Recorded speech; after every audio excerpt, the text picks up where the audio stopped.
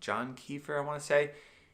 He's done some like revised versions of the carbonite solution, but 7 days a week you go basically no carb, ultra low carb, 30 grams or less net carbs. So you're not really ingesting any sugars or anything like that. 7 days keto. And for a 275-pound dude, I'm talking about 330 grams of fat and like 250 grams of protein, something like that, and almost no carbs. Immediately, as soon as I stopped eating carbohydrates, I went from 275 to like 260 in like 12, 14 days. It was unbelievable because I was holding so much excess carbohydrates. I had so much food just in my intestines. So all that flushed out within the first like 2 weeks. So initially I was like deflated and I felt much weaker because I was in a deficit and I was basically going from an extremely high carbohydrate diet with like 600 plus carbs down to nothing. And my strength went, it crashed. I was still strong. I was still lifting my strongman, training strongman, powerlifting, but my lifts definitely went down. But I just felt so much better.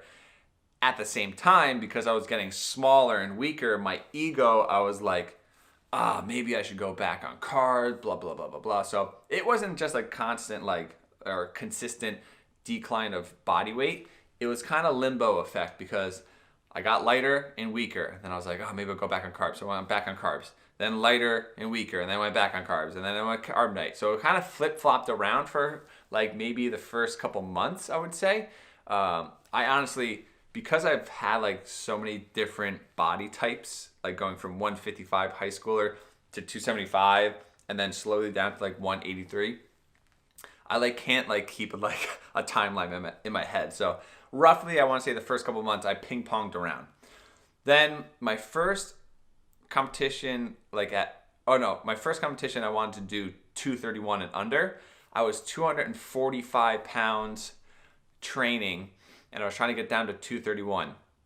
So I went back on carb night to lose the weight. And during the carb night, eventually, you start to transfer over into that keto, and you're running on ketones, and your body gets more fat adapted, and you're kind of you get used to it.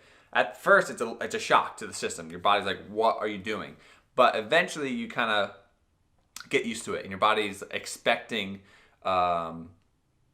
you to use fat as fuel. And I forgot already. Carb night, 7 days a week, you do keto, and then on the 7th night, you ingest a bunch of carbs. So carb night. So once a week, you get to have a refeed. And this is where those epic cheat days came from, which I've told this story before.